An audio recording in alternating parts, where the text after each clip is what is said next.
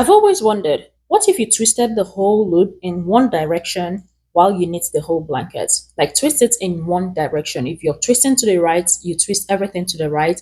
If you're twisting to the left, you twist everything to the left. What would the blanket look like? Hi, my name is Amara. I'm the owner of Snuggling Knit Designs. If today is your first time watching any of my videos, thank you so much for stopping by. If you're a returning viewer, thank you so much for being here. I appreciate every one of you. So, in this video, I am going to be testing out that theory or that pattern to see what it's going to be looking like. The color I have here is ivory. It's a solid color. It's light. It's a primary color. So let's see what this project is going to look like.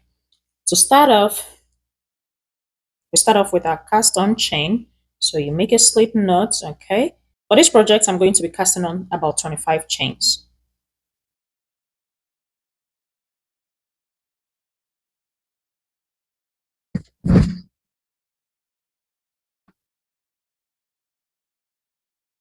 All right, tribe. So I have the cast on chain and the first row is done.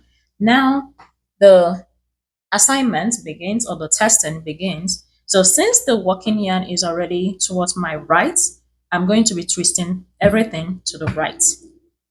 So we twist and knit, twist, knit, okay?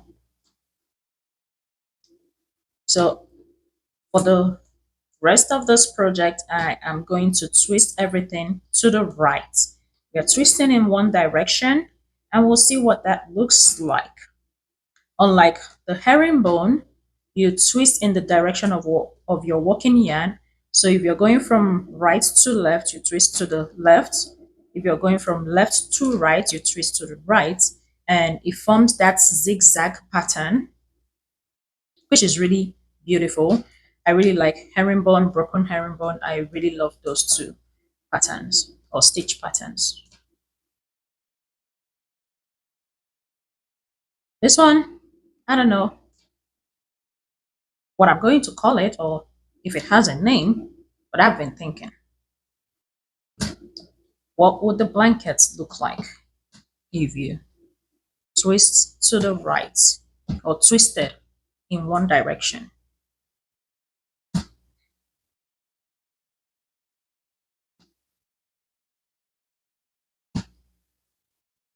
Okay, the first one is done. So now we're going to my left, but I'm still going to twist to the right. Instead of twisting to the left, I'm still going to twist to the right and knit. Okay, or twist to the right. Okay, this is going to be difficult because muscle memory is to twist the other direction. Well, we can do this. Okay, I believe in myself and I know y'all believe in me too. Okay.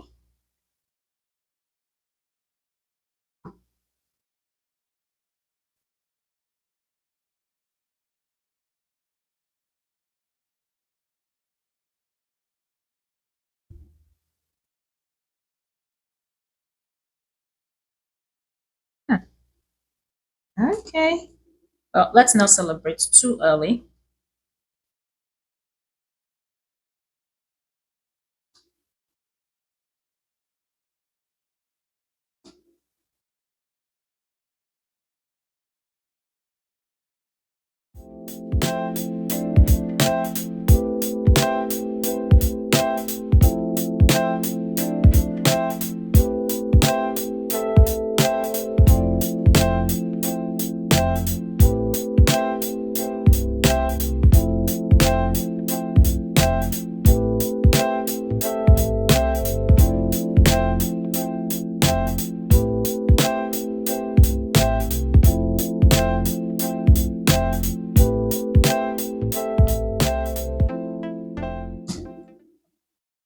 Okay, we have 3 rows in now.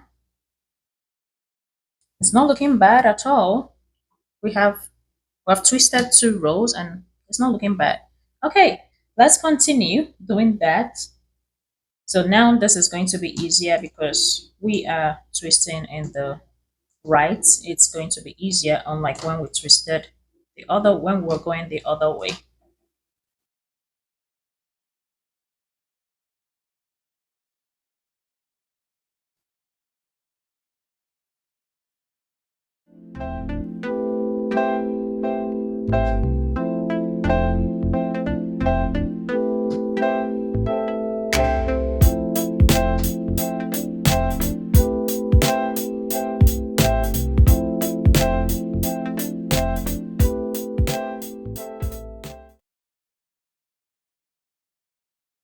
I see that. I think I'm liking it. I really think I'm liking it. But let's, oh, no, no, no, no. See, that's the muscle memory I gotta fight with. That is a muscle memory I have to fight with. Okay, we're doing it the opposite one. So to do this, you really have to fight the muscle memory of twisting in the direction you are going. Okay, get away. Yes.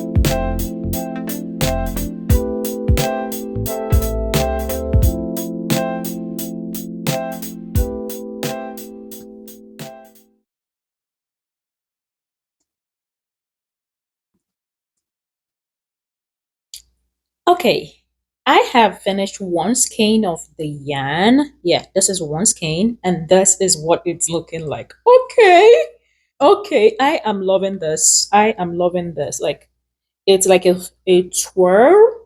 Oh god, I'm sorry, I can never say that word. It's going like this, like twirling, like if you're twirling like a twine that is twined together. I don't know, but you get the point now. Like with my hand movement, you get the point. That's what it's looking like. Like it's going like, oh, spiral. Yes, spiral is the word. Spiral is better. Okay, so I finished one skein of yarn. This is one skein, and look at how beautiful that is popping. So it's like going like in a spiral direction, like this. Okay. All right. So the only challenge I've had so far is muscle memory, like remembering to twist in the other direction, not like the herringbone that so to form the zigzag. There's instead of zigzag, we have spiral. So I think I've come up with the name spiral pattern. Okay, I don't know, but it's looking good. Now I'm going to continue until I get a sizable, like a bigger size.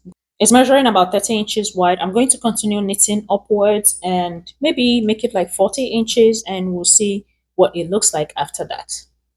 Stay tuned, don't go anywhere. All right, people. So I am about four skeins in now, and this is what the spiral pattern blanket is looking like. Oh my goodness. I love this. I love this. This is so gorgeous. It's so beautiful. I don't know about you, but this is beautiful. So this is my opinion from so far. I would say this is going to be a yarn eater based on like if you usually use like about 8 skeins of yarn to achieve a blanket size of about let's say 40 by 60, you might be using like 9 or 9.5 for this pattern. Reason because you have to really make the loops bigger so that when you twist it, it doesn't affect the size of the blanket. Hope that makes sense. I'm going to show you real quick, especially if you're going from left to right, you want the loops going up, the loops going coming out to be really big so that when you twist it coming from right to left, it doesn't affect the size of the blanket. This spiral is really, really cool. So I guess I've satisfied my curiosity of what a blanket is going to look like, or what if we twisted everything in one direction. So for this blanket, I twisted everything to the right. Everything was twisted to the right before I knit. So if you want it to look the other way, you probably twist everything to the left. It's going to, maybe the spiral is not going to go like this, it's going to go like this. I don't know if that makes sense, but I really like this spiral. It's This is my opinion though. It's going to be really cool for like a baby blanket because it's tightly knit. It's really tight, so the baby's hands or fingers may not really get caught in it.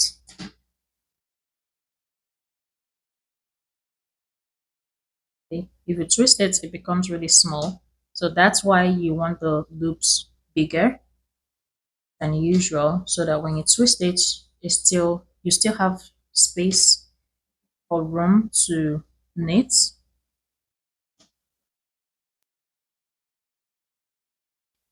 So before you cast off a blanket, you want to make sure, this is like general rule of thumb, you want to make sure you have at the very least, 3 times the width of the blanket. So this is the width of my blanket. You want to make sure you have at least 3 times. As you can see, we don't have up to that. So this remaining quantity of yarn is not going to be enough to cast off this blanket. So I'll be adding another one, but let's see how far it gets us. But general rule of thumb, before you cast off, if you're running out of yarn, you want to make sure you have about this three times the width of the blanket. Now let's cast off. Double knit, knit and pull through. This is how I cast off.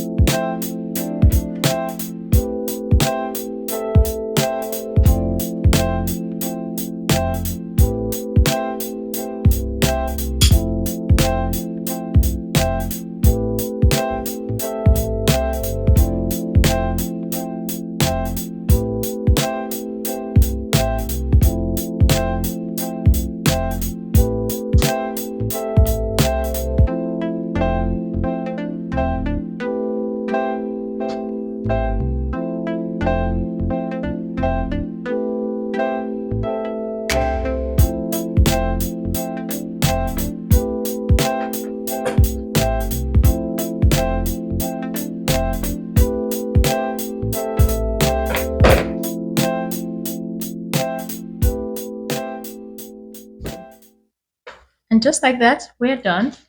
So I'm going to measure the blanket real quick, but it's a small blanket. It's really small. It's not big, it's small. But look at that. Look at how beautiful it is. Just look at how beautiful this spiral.